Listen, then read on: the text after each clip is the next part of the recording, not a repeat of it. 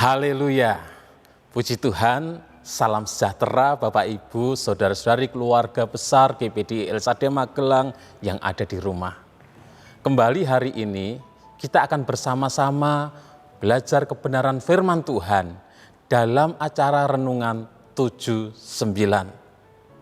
Renungan firman Tuhan saat ini saya ambil dari kitab Habakuk pasal yang ketiga, ayat 17 sampai 19. Habakuk pasal yang ketiga, ayat 17 sampai 19.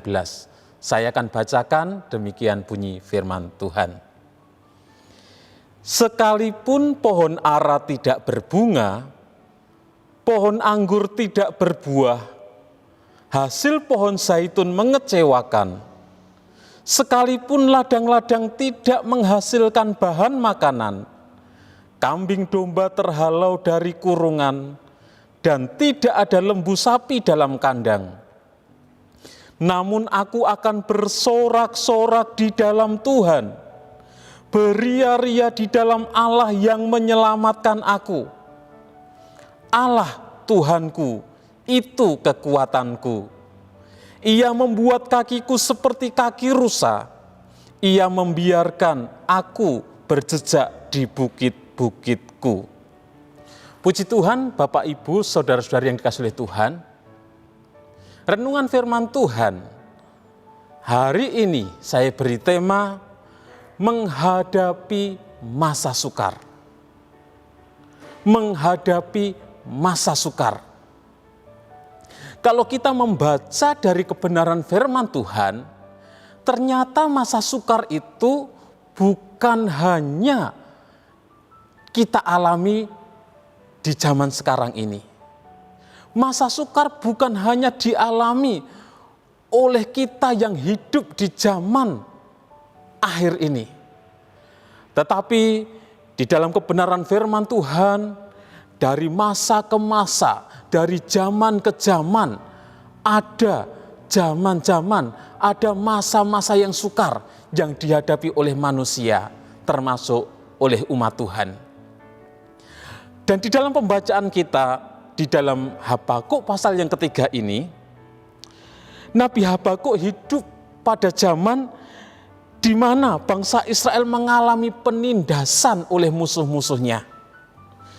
Dalam kondisi seperti itu, tentu hidup tidak bebas.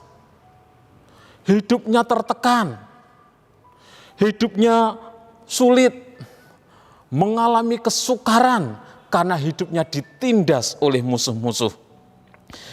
Dan itu mempengaruhi dari sendi-sendi kehidupan. Sehingga ladang yang biasanya menjadi tempat yang mendatangkan penghasilan dan merupakan tumpuan bagi penghidupan tidak lagi membuahkan hasil. Ladang, kebun yang tadinya bisa dipanen, hasilnya untuk kehidupan sehari-hari, tetapi karena penindasan dari musuh-musuhnya sehingga ladang, kebun tidak menghasilkan. Karena apa? Karena hasil kebun, hasil ladang dirampas oleh musuh-musuh. Tanaman-tanaman yang ada di ladang, di kebun dirusak oleh musuh-musuh. Sehingga umat Tuhan pada waktu itu tidak mendapatkan hasil dari ladang, dari kebun. Dan juga ternak yang menjadi harta kekayaan mereka terhalau dari kurungan. Ternak, kambing domba, lembu sapi yang menjadi harta kekayaan pada masa itu sudah terhalau dari kandang karena dirampas oleh musuh-musuh. Sehingga mereka tidak ada lagi, kandang-kandang kosong semuanya karena dirampas oleh musuh-musuh. Dan pada masa itu umat Tuhan mengalami masa yang begitu sukar. Ladang tidak menghasilkan karena dirampas oleh musuh-musuh. Ternak kandang-kandang kosong karena dirampas oleh musuh-musuh. Dan mereka membutuhkan keperluan sehari-hari untuk hidup, tetapi semuanya tidak ada. Mereka menghadapi masa-masa yang begitu sulit, masa-masa yang sangat sulit. Di hari-hari ini, kita siapapun juga, kita juga mengalami masa-masa yang sulit, masa-masa yang sukar dalam hidup kita. Dan kita akan sama-sama belajar dari Nabi Habakuk. Ketika menghadapi masa-masa yang sukar, apa yang dilakukan oleh Habakuk? Yang pertama, berdoa kepada Tuhan.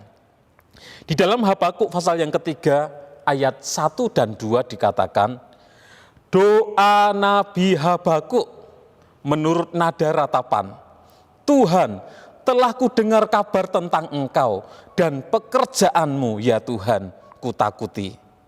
Hidupkanlah itu dalam lintasan tahun, nyatakanlah itu dalam lintasan tahun, dalam murka ingatlah akan kasih sayang. Jadi yang dilakukan oleh Habakuk berdoa kepada Tuhan. Dikatakan di dalam ayat 2 bagian akhir, dalam murka ingatlah akan kasih sayang.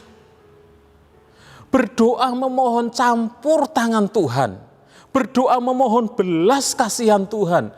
Berdoa memohon pertolongan Tuhan di masa sukar yang mereka hadapi. Dan itulah yang harus kita lakukan sebagai umat Tuhan. Kita harus selalu berdoa kepada Tuhan. Berdoa bukan hanya ketika kita menghadapi kesukaran saja. Tetapi sebagai umat Tuhan kita harus selalu berdoa. Berdoa menjadi gaya hidup, pola hidup kita umat-umat Tuhan. Dan Tuhan, Dia sumber jawaban bagi kita umat-umatnya ketika kita berdoa. Di dalam Mazmur pasal yang ke-50 ayat 15 dikatakan, berserulah kepadaku pada waktu kesesakan, aku akan meluputkan engkau dan engkau akan memuliakan aku. Jadi firman Tuhan katakan, berserulah kepadaku pada waktu kesesakan. Dan itu yang dilakukan oleh Habakuk. Dan itu pun yang harus kita lakukan sebagai umat-umat Tuhan. Berdoa, berseru kepada Tuhan. Memohon belas kasihan Tuhan, memohon kemurahan Tuhan, memohon kekuatan dari Tuhan. Dan Tuhan mendengar doa dan menjawab doa umatnya. Yang kedua, yang dilakukan oleh Habakuk, fokus kepada Tuhan, bukan kepada masalah yang dihadapi. Pada waktu itu Habakuk mengalami masa yang begitu sulit, begitu sukar. Sepertinya tidak ada harapan. Tetapi Habakuk tidak mau memfokuskan dirinya kepada masalah. Tetapi memfokuskan hidupnya kepada Tuhan. Dan itulah yang harus kita lakukan. Kita harus selalu fokus hanya kepada Tuhan. Kesulitan, masalah, persoalan boleh datang dalam hidup kita. Tetapi kita tetap fokus hanya kepada Tuhan. Karena kalau kita fokus kepada masalah kita, banyak orang yang fokus kepada masalah, akhirnya masalah itu membuat orang tersebut jauh dari Tuhan, membuat orang tersebut mundur dari Tuhan. Karena fokus kepada masalah. Kenapa Bu tidak datang persekutuan? Lagi ada masalah, besok kalau sudah selesai saya tak datang lagi, tak ibadah lagi. Jadi masalah itu jangan membuat kita jauh dari Tuhan. Kita harus fokus kepada Tuhan. Tuhan lebih besar dari segala masalah kita. Tuhan sanggup mengatasi semua masalah persoalan kita. Jadi kita harus fokus kepada Tuhan, bukan kepada masalah yang kita hadapi. Masa yang sukar, kesulitan, masalah, pencobaan itu hal yang biasa. Di dalam 1 Korintus 10 ayat 13 dikatakan, pencobaan-pencobaan yang kamu alami ialah pencobaan-pencobaan biasa yang tidak melebihi kekuatan manusia, sebab Allah setia dan karena itu Ia tidak akan membiarkan kamu dicobai melampaui kekuatanmu. Pada waktu kamu dicobai, Ia akan memberikan kepadamu jalan keluar sehingga kamu dapat menanggungnya. Jadi kesukaran itu hal yang biasa. Kita harus fokus kepada Tuhan. Tuhan berjanji, Tuhan menjamin akan memberikan solusi, memberikan jalan keluar. Masa yang sukar yang datang dalam hidup kita tidak melebihi kekuatan kita.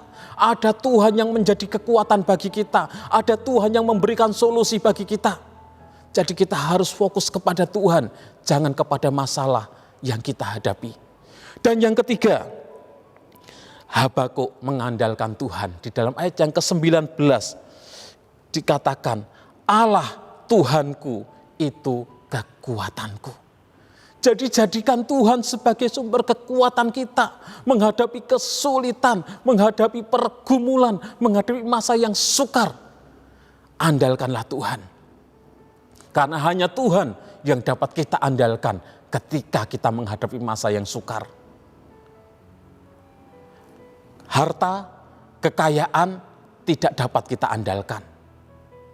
Sudah terbukti, sudah nyata. Ketika menghadapi masa yang sukar, harta kekayaan akan habis. Harta kekayaan bisa habis. Ada banyak orang yang dulunya begitu kaya, tetapi ketika menghadapi masa yang sukar, kekayaannya habis, usahanya gulung tikar dan lain sebagainya. Jadi harta kekayaan tidak bisa kita andalkan ketika kita menghadapi masa yang sukar. Manusia juga tidak bisa kita andalkan karena kekuatan manusia itu sangat terbatas. Jadi hanya Tuhan yang dapat kita andalkan dan kita harapkan. Jadi andalkanlah Tuhan karena Tuhanlah kekuatan kita. Tuhanlah penolong kita. Tuhanlah yang memelihara kita. Tuhanlah penyelamat kita. Andalkan Tuhan. Firman Tuhan katakan Yeremia 17 ayat yang ke-7.